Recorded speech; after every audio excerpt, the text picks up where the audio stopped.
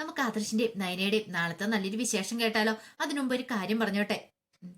ഈയിടെ തുടങ്ങിയ പുതിയ കഥയായ നിധിയുടെയും സുധീഷിന്റെ ഒക്കെ വിശേഷങ്ങൾ ഡെയിലി സ്റ്റോറി എന്ന ചാനലിനകത്ത് ഞാൻ അപ്ലോഡ് ചെയ്യാൻ തുടങ്ങിയിട്ടുണ്ട് കേട്ടോ. അപ്പൊ അത് കാണാനായിട്ട് താല്പര്യമുള്ളവര് ചാനലിനകത്ത് കയറി കാണണം കേട്ടോ. അപ്പൊ നമുക്ക് നേരെ നമ്മുടെ വിശേഷത്തിലേക്ക് പോയാലോ? അങ്ങനെ നാളത്തെ വിശേഷത്തില് നയനയുടെ കൈയും പിടിച്ച് മുത്തശ്ശി താഴേക്ക് ഇറങ്ങി വരണ സമയത്ത് ദേവേന ഇവിടെ നിൽക്കുന്നേ. അങ്ങനെ മുത്തശ്ശി നയനയെ കൊണ്ടുവന്ന് കസാലിലേക്ക് ഇരുത്തുകയാണ്. അപ്പോഴേക്കും ദേവേനി പറഞ്ഞു, ദേ ഇനി മുമ്പത്തെ പോലെ ഒന്നും അല്ല കേട്ടോ മോളെ, സൂക്ഷിച്ചും കണ്ടും വേണം നടക്കാനായിട്ടൊക്കെ. അപ്പോഴേക്കും മുത്തശ്ശി പറഞ്ഞു, അതെ ഇനിയിപ്പം നീ വേണം കാര്യങ്ങളൊക്കെ പറഞ്ഞു കൊടുക്കാനായിട്ട്. അപ്പോഴേക്കും ദേവേനി പറഞ്ഞു, ഇനിയിപ്പം അതിൻ്റെ ഒന്നും ആവശ്യമില്ല, ഇവിടെ നമ്മളെല്ലാരും ഉണ്ടല്ലോ, അമ്മയുണ്ട്, ഞാനുണ്ട്. ഇനിയിപ്പൊ ഇവളെ ഞാൻ ഏട്ടൻ വലം തിരിയാൻ സമ്മതിക്കില്ല, എപ്പോഴും ഇവൾക്ക് കാവലായിട്ട് ഞാനുണ്ടാവും. മുത്തശ്ശി പറഞ്ഞു, അത് പിന്നെ പ്രത്യേകിച്ച് പറയേണ്ട കാര്യമില്ലോ, മോൾക്ക് ഇഷ്ടപ്പെട്ട എന്തൊക്കെയാന്ന് പറഞ്ഞാൽ മതി. ദേവേനി പറഞ്ഞു, ഒന്ന് പറഞ്ഞാൽ മാത്രം മതി, ആ സെക്കൻഡിൽ തന്നെ ഞങ്ങൾ ഉണ്ടാക്കി തന്നോളാം. ഞങ്ങളെ കൊണ്ട് തയ്യാറാക്കാൻ പറ്റുന്ന കാര്യങ്ങളൊക്കെയാണ് ഞങ്ങൾ ചെയ്തു തന്നോളാം. നയന പറഞ്ഞു, അതിനെനിക്ക് അങ്ങനെ ഇഷ്ടമൊന്നും തോന്നില്ല അമ്മയെന്ന് പറയണം. ഇപ്പോഴും ഇഷ്ടമൊന്നും തോന്നില്ല, ഇത്തിരി കഴിയുമ്പോൾ തോന്നി തുടങ്ങും എന്ന് മുത്തശ്ശി പറഞ്ഞു. ഇതിപ്പോ സ്റ്റാർട്ടിംഗ് അല്ലേ ആയിട്ടുള്ളൂ, പിന്നെ കുറെ കാര്യങ്ങളൊക്കെ പെൺകുട്ടികൾ ശ്രദ്ധിക്കാനുണ്ട്. അപ്പോഴേക്കും നയന പറഞ്ഞു, കുറെ ഡോക്ടർ പറഞ്ഞു തന്നിട്ടുണ്ടായിരുന്നു. അതെ, ഡോക്ടർ പറഞ്ഞു തരാത്ത പല കാര്യങ്ങളും ഉണ്ട്, അതൊക്കെ ഞങ്ങൾ പറഞ്ഞുതരാം. ദേവേണ്ട് പറഞ്ഞു, ഇനി മോളുടെ കാര്യങ്ങൾ നീ വേണം നോക്കാനായിട്ട്. അത് പിന്നെ അമ്മ പ്രത്യേകിച്ച് പറയേണ്ട കാര്യമില്ല, ഞാൻ ഇവളെ പൊന്നുപോലെ നോക്കിക്കോളാം, ഇവളെന്റെ മരുമകളല്ല, മകള് തന്നെയാന്ന് പറഞ്ഞ് നയനെ ചേർത്ത് പിടിച്ച് ദേവേനി. ഇത് കണ്ടുകൊണ്ടാണ് ജാനകി അങ്ങോട്ടേക്ക് വരുന്നത്. ജാനകിക്ക് ഒട്ടും അതും കൂടി ഇഷ്ടപ്പെട്ടില്ല.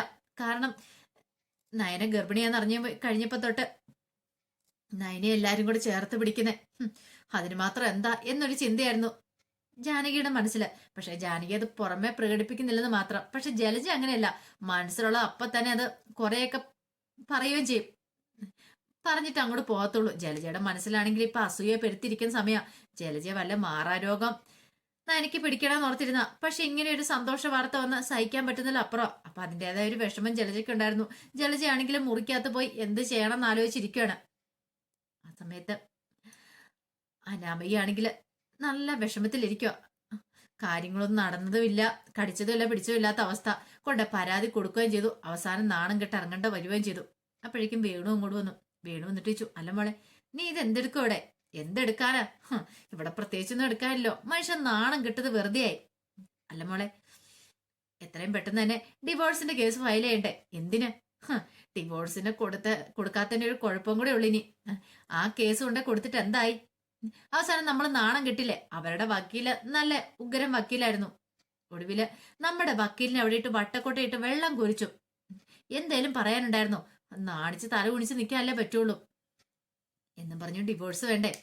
ഡിവോഴ്സ് കിട്ടിയിട്ട് എന്ത് ചെയ്യാനായിട്ടാ? ഡിവോഴ്സ് മേടിക്കാതിരിക്കാൻ നല്ലത്. അവൻ അങ്ങനെ ഇപ്പൊ കല്യാണം കഴിച്ച് സുഖമായിട്ട് ജീവിക്കണ്ട.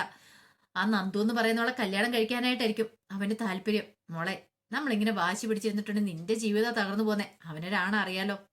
എന്റെ ജീവിതം ഒന്നും തകർന്നു പോകാനൊന്നും പോകുന്നില്ല അച്ഛാ. ആകെയുള്ള പ്രതീക്ഷയായിരുന്നു ഈ കേസ് തീർന്ന് കുറച്ച് പൈസ കൈ കിട്ടുമെന്നുള്ള ആ പ്രതീക്ഷയും പോയി. അപ്പോഴേക്കും വേണു പറഞ്ഞു, അതിനേക്കാളും വലിയ അവസ്ഥയല്ല ഞാന്. കടക്കാരെ നാളെ തൊട്ട് വീടിന് ചുറ്റുമാവും. അവരോട് മറുപടി ഞാൻ എന്തു പറയും? അവസാനം ഇവിടുന്ന് എങ്ങോട്ടേലും പോണ്ട വരുമെന്ന് തോന്നേ. രേവതി വന്നിട്ട് പറഞ്ഞു, എല്ലാം നിങ്ങൾ ഉണ്ടാക്കി വെച്ച കടവല്ലേ? അല്ലെങ്കിലും അച്ഛനും മോൾക്കും ദൂരത്തല്ലായിരുന്നോ? ഇപ്പൊ എങ്ങനെ ഇരിക്കുന്നു? അതേടി, ഇനിയിപ്പൊ അത് പറഞ്ഞാ മതി. എല്ലാം കുറ്റങ്ങൾ തലയിലേക്ക് ചാർത്തി വെച്ചാ മതി. ഞാൻ പറഞ്ഞാണോ തെറ്റ്? ഒന്ന് ആലോചിച്ച് നോക്കിയേ. ഓരോ വയ്യാവലികളൊക്കെ തലയിലേക്ക് വലിച്ചു വെക്കുമ്പോൾ ഞാൻ പറയും, പക്ഷെ നിങ്ങൾ അച്ഛനും മോളും അനുസരിക്കില്ല. എന്നിട്ടിപ്പൊ എന്തായി? ഇപ്പോഴാണെങ്കിലോ കോടതി കേസായി. പുഷ്പം പോലെ ആ അനി ഊരിപ്പോയില്ലേ? ഒരു വക്കീലിനെ ഏർപ്പാടാക്കിയതോ അതുപോലത്തെ ഒരു വക്കീല്. വേണു പറഞ്ഞ അത്രയ്ക്ക് അങ്ങനെ കുറ്റപ്പെടുത്തൊന്നും വേണ്ട, അതിന്റെ ആവശ്യമൊന്നുമില്ല എന്നൊക്കെ പറഞ്ഞു. പക്ഷേ എങ്കില് ഇതൊക്കെ കേട്ടിട്ട് അനാമയ്ക്കാണെങ്കിൽ കട്ടക്കലിപ്പായിരുന്നു. എന്ത് ചെയ്യണമെന്ന് പോലും അറിയത്തില്ലാത്ത ഒരവസ്ഥ. അപ്പോഴേക്കുമാണ് ജലജയുടെ കോള് വരുന്നേ. അനാമി പറഞ്ഞു, ദേ അപ്പച്ചിയാണെന്ന് വിളിക്കണമെന്ന് പറയണം. അങ്ങനെ കോളെടുത്തു. എന്താ അപ്പച്ചി? ഇവിടുത്തെ വിശേഷങ്ങൾ വല്ല അറിഞ്ഞായിരുന്നോ? എന്ത്? ഒരു വലിയ വിശേഷം ഉണ്ടായിട്ടുണ്ട്. നയന ഗർഭിണിയാ. അവള് ഗർഭിണിയായിരുന്നോ? അതെ. അല്ല, അപ്പൊ അവൾക്കല്ല എന്തോ കുഴപ്പം കൊണ്ടെന്ന് പറഞ്ഞേ? അവൾക്കിപ്പോ ഒരു പ്രശ്നമില്ല, അവള് ഗർഭിണിയാ. ദേ ഇവിടെ ഉത്സവം പോലെ എല്ലാരും ഭയങ്കര സന്തോഷിക്കുക. നീ ഇവിടെ നിൽക്കേണ്ടതും കൂടെ ആയിരുന്നു. നിനക്ക് ഇതിന്റെ വല്ല ആവശ്യം ഉണ്ടായിരുന്നു അനാമിക? ഇത് കേട്ട് ഇനിയിപ്പൊ അനാമിക പറഞ്ഞു, അല്ല പക്ഷെ അത് പിന്നെ ഇനിയിപ്പൊ പറഞ്ഞിട്ടും കരഞ്ഞിട്ടും ഒന്നും കാര്യമൊന്നും ഇല്ല. വരാനുള്ളതൊക്കെ വന്നു. എന്നാലും ഇനിയിപ്പം നീയും കൂടെ ഇവിടെ ഉണ്ടായിരുന്നെങ്കിൽ എനിക്കൊരു ആശ്വാസമായിരുന്നു. നീ അവിടെ ആയി പോയില്ലേ. ജലജയ്ക്ക് അതാ ടെൻഷൻ. അനാമയും കൂടെ ആ വീട്ടിലുണ്ടായിരുന്നെങ്കിൽ എന്തെങ്കിലും തന്ത്രം പ്രയോഗിച്ച് നയനയുടെ വയറ്റിലുള്ള കുഞ്ഞിനെ ഇല്ലാതാക്കായിരുന്നു. പക്ഷെ അനാമിക പോയി. ഇനിയിപ്പം ഒന്നും ചെയ്യാൻ പറ്റില്ല. അനാമിക ഉണ്ടായിരുന്നെങ്കിൽ അനാമികയുടെ തലയിലേക്ക് ആ കുറ്റം കെട്ടിവെച്ചാലും മതിയായിരുന്നു. അനാമിക്ക് ഒട്ടും കേട്ടതും കൂടെ വിശ്വസിക്കാൻ പറ്റുന്നുണ്ടായിരുന്നില്ല. അങ്ങനെ കോള് കട്ട് ചെയ്ത് കഴിഞ്ഞപ്പോ തന്നെ രേവതി ചോദിച്ചു, എന്താ എന്ത്? അവളുണ്ടല്ലോ ആ നയന, അവള് ഗർഭിണിയാന്ന്. നയനയോ? അതെ. ഇനിയിപ്പൊ പറയാൻ വേണ്ട. എന്റെ ദൈവമേ, ഇനിയും അനന്തപുരിക്കാർക്ക് ഇനിയിപ്പം ഉത്സവം തന്നെയായിരിക്കും. സഹിക്കാൻ പറ്റുന്നല്ലോ. അപ്പുറം ഒരു വാർത്തയായിരുന്നല്ലോ കേട്ടത്. ഒരിക്കലും പ്രതീക്ഷ കാര്യമായിരുന്നല്ലോ. അതേസമയം ആദർശം മുത്തശ്ശിയുടെ അടുത്തേക്ക് ഇല്ലുവാണ്. മുത്തശ്ശി എടുത്തില്ലപ്പോ മുത്തശ്ശി പറഞ്ഞു, ആഹാ അതെ, ഇനിയിപ്പം നീ വേണം കൂടുതൽ നയനമോളുടെ കാര്യമൊക്കെ ശ്രദ്ധിക്കാനായിട്ട്. അതിപ്പോ എല്ലാരും ഇങ്ങനെ മാറി മാറി പറയേണ്ട കാര്യമൊന്നുമില്ല മുത്തശ്ശി. ഇവിടെ ശ്രദ്ധിക്കാൻ ഇഷ്ടം പോലെ ആൾക്കാരുണ്ടല്ലോ. അത് ശരിയാ. എന്റെ മനസ്സിൽ ആഗ്രഹം എന്താണെന്നറിയോ? നിനക്കൊരു ആൺകുഞ്ഞ് പിറക്കണമെന്ന്. അതെന്താ മുത്തശ്ശി അങ്ങനെ പറഞ്ഞേ? അല്ല, നിന്റെ ബിസിനസ്സും കാര്യങ്ങളൊക്കെ നോക്കി നടക്കാനായിട്ട് ഒരു അവകാശിയായിട്ട് ഒരാൺതുണ വരണമെന്ന് എന്റെ ആഗ്രഹം. ആഹാ, മുത്തശ്ശി അപ്പൊ തന്നെ കണക്ക് കൂട്ടാൻ തുടങ്ങിയോ കാര്യങ്ങളൊക്കെ? അതേടാ, കാരണം ഇനിയിപ്പം ഞങ്ങളുടെ കാലം അധികം നാളൊന്നും ഇല്ല. പിന്നെ നീ ഇപ്പൊ കാര്യങ്ങളൊക്കെ നോക്കി നടത്തുന്ന, നിനക്ക് ശേഷം കമ്പനിയൊക്കെ നോക്കി നടത്താനായിട്ട് ഒരാൾ വേണ്ടേ? അത്രയും ഞാൻ ഉദ്ദേശിച്ചിട്ടുള്ളൂ. അല്ലാതെ ആണാണെങ്കിലും പെണ്ണാണെങ്കിലും കുഴപ്പമൊന്നുമില്ല. പക്ഷേങ്കിൽ അങ്ങനെയല്ലല്ലോ. ഒരു അനന്തരാവകാശി വേണ്ടേ നമ്മുടെ കുടുംബത്തില്? അത് കേട്ടപ്പോ ആദർശിന് കാര്യം എന്താന്ന് വെച്ചാൽ മനസ്സിലായി. കാരണം ആദർശിനെ പോലെ നല്ല മിടുക്കനായ ഒരു കുട്ടി വേണം തന്നെയാണ് മുത്തശ്ശിയൊക്കെ ഉദ്ദേശിക്കുന്നത്. അപ്പോഴേക്കും ആദർശ് പറഞ്ഞു, ദൈവം തരുന്നല്ലേ മുത്തശ്ശി, അതിപ്പോ നമുക്കൊന്നും ചെയ്യാൻ പറ്റില്ലല്ലോ. അത് ശരിയായിട്ടുള്ള കാര്യമാ. ആണായാലും പെണ്ണാണെങ്കിലും പ്രശ്നമൊന്നുമില്ല. ഞാനും കൂടെ പറഞ്ഞെന്നേ ഉള്ളൂ. നിന്നെ പോലെ മിടുക്കനായ ഒരാൺകുഞ്ഞ് പറക്കണം എന്നായിരുന്നു എന്റെ ആഗ്രഹം എന്നൊക്കെ പറയാണ്. അത് കേട്ട് കഴിഞ്ഞപ്പോഴത്തേനും ആദർശ് ചിരിച്ചു. ഈ സമയത്ത് നന്ദു എന്തിയ അനിയെ കാണാനായിട്ട് പോവാണ്. അപ്പം അനിയുടെ അടുത്തേക്ക് ചെല്ലാൻ പറഞ്ഞിട്ടുണ്ടായിരുന്നു. അങ്ങനെ അനിയെ കാണാനായിട്ട് പോകുന്ന സമയത്താണ് നന്ദു ആ കാഴ്ച കാണുന്നത്. റോഡിന്റെ സൈഡിൽ വെച്ചിട്ട് ഒരു പെണ്ണിനോട് വളരെ മോശമായിട്ട് പെരുമാറുന്ന ഒരുത്തനെ. അത് കണ്ടു കഴിഞ്ഞപ്പോഴത്തേനും നന്ദു പെട്ടെന്ന് സ്കൂട്ടി നിർത്തി ചാടി ഇറങ്ങി അങ്ങോട്ട്. യൂണിഫോമിലൊന്നും ആയിരുന്നില്ല നന്ദു. അങ്ങോട്ട് ചെന്നു എന്താടാന്ന് ചോദിക്കുവാണ്. അപ്പോഴേക്കും അവനൊന്നും ഭയന്നു. ആ പെങ്കൊച്ചിന്ന് മാറി നിൽക്കുവാണ്. ചോദിച്ചു, എടാ സത്യം പറയടാ, നീ എന്താ അവിടെ കാണിച്ചോണ്ടിരുന്നേ? നീ അവളെ ഉപദ്രവിക്കുമായിരുന്നോ? അതൊക്കെ ചോദിക്കാൻ നീ ആരടീന്ന് ചോദിക്കണം. ഞാൻ ആരാന്ന് നിന്നെ കാണിച്ചാരാന്ന് പറഞ്ഞ് നന്ദു അവനെ എടുത്തിട്ടടിച്ചു. നിനക്ക് ഞാൻ ആരാന്ന് മനസ്സിലാക്കണം അല്ലേ? മനസ്സിലാക്കി തരണം അല്ലേ? അപ്പോഴേക്കും അവന് തിരിച്ചടിക്കാൻ തുടങ്ങി. നന്ദു പറഞ്ഞു, ഞാനാരും നിനക്ക് അറിയത്തില്ലെങ്കിൽ നീ മനസ്സിലാക്കിക്കോ. ഞാൻ ഇവിടുത്തെ സ്ഥലം SI ആന്ന് പറയണം. അവൻ പേടിച്ചുറിച്ചു. അയ്യോ മാഡം, എനിക്കൊരു അബദ്ധം പറ്റിയതാ. അബദ്ധോ? എന്തബദ്ധം? നിന്നെയൊക്കെ ഉണ്ടല്ലോ എന്ന് പറഞ്ഞുകൊണ്ട് അവനെ എടുത്തിട്ട് ഇടിക്കുന്നുണ്ട്. നല്ല രീതിയിൽ തന്നെ ചത കൊടുക്കുവാണ്. അതിനുശേഷമാണ് നന്ദു അങ്ങോട്ടേക്ക് പോകുന്നത്. നന്ദുവിന് അങ്ങനെയുള്ള കാഴ്ചകളൊക്കെ കണ്ടു കഴിയുമ്പോൾ സഹിക്കാൻ പറ്റുന്നില്ല. അപ്പുറം പ്രത്യേകിച്ച് പെൺകുട്ടികളുടെ അപമര്യാദയായിട്ട് പെരുമാറിയിട്ടുണ്ടെങ്കിൽ നന്ദുവിന് സഹിക്കില്ല.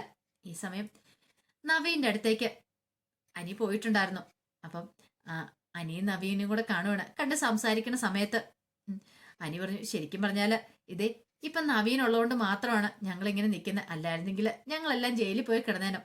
നവീൻ പറഞ്ഞു, പിന്നെ ഞാനൊക്കെ ജീവനോടെ ഇരിക്കുന്ന സമയത്ത് അങ്ങനെ എന്തേലും സംഭവിക്കുമോ? ഒരിക്കലും ഇല്ല. പിന്നെ വേറൊരു കാര്യമുണ്ട്, നന്ദും കൂടെ കൃത്യസമയത്ത് തന്നെ തെളിവുകളൊക്കെ കൊണ്ടുവന്നുകൊണ്ടാ രക്ഷപ്പെട്ട്, അല്ലെങ്കിൽ നമുക്കൊന്നും ചെയ്യാൻ പറ്റില്ലായിരുന്നു. അങ്ങനെ അവര് സന്തോഷത്തോടെ സംസാരിക്കുന്ന സമയത്ത് നവീൻ പറഞ്ഞു, ഈയിടെയായിട്ട് എന്റെ മനസ്സിലൊരാള് കേറി കൂടിയിട്ടുണ്ടെന്ന് പറയണ്. അതാരാ? അതൊക്കെ ഉണ്ട്. മനസ്സിലായി മനസ്സിലായി. ഏതോ ഒരു പെണ്ണ് മനസ്സിൽ ഉടക്കിയിട്ടുണ്ടല്ലേ? അല്ലെങ്കിൽ ഈയിടെ മുത്തശ്ശൻ പറഞ്ഞോളൂ ഇങ്ങനെ പോയിട്ട് കാര്യമില്ലെന്ന്. പ്രായം കൂടെ അതിക്രമിച്ചോണ്ടിരിക്കുവല്ലേ? എത്രയും പെട്ടെന്ന് ഒരു കല്യാണം ഞങ്ങൾക്കും കൂടണം. ഇത് കേട്ടുകഴിഞ്ഞപ്പോൾ നവീൻ പറഞ്ഞു, അത് പിന്നെ അല്ല, ആരാ കക്ഷി? കക്ഷി ആരാന്നറിഞ്ഞാൽ കൊള്ളായിരുന്നു. അത് പറ നവീനെ. പെണ്ണിന്റെ പേരെങ്കിലും ഒന്ന് പറ. ഇനിയിപ്പം ഞങ്ങൾക്ക് സപ്പോർട്ട് ചെയ്യാനാ. ഇനിയിപ്പൊ അവക്ക് ഇഷ്ടമില്ലേ പോലും ഞങ്ങൾ അതെല്ലാം സെറ്റ് ചെയ്ത് തന്നോളാം. എങ്ങനെയുണ്ട്? ആ പെണ്ണിന്റെ പേരൊന്ന് കേട്ടാൽ മാത്രം മതി എന്ന് പറയണം. അത് കേട്ട് കഴിഞ്ഞപ്പോഴത്തേനും നവീൻ പറഞ്ഞു, പെണ്ണിനെയൊക്കെ നീ അറിയുന്നു അതാരാ? അത് നന്ദു. നന്ദു? ഒരു നിമിഷം അനി ഞെട്ടിപ്പോയി. അനി ഒരിക്കലും പ്രതീക്ഷിച്ച കാര്യമായിരുന്നില്ലത്.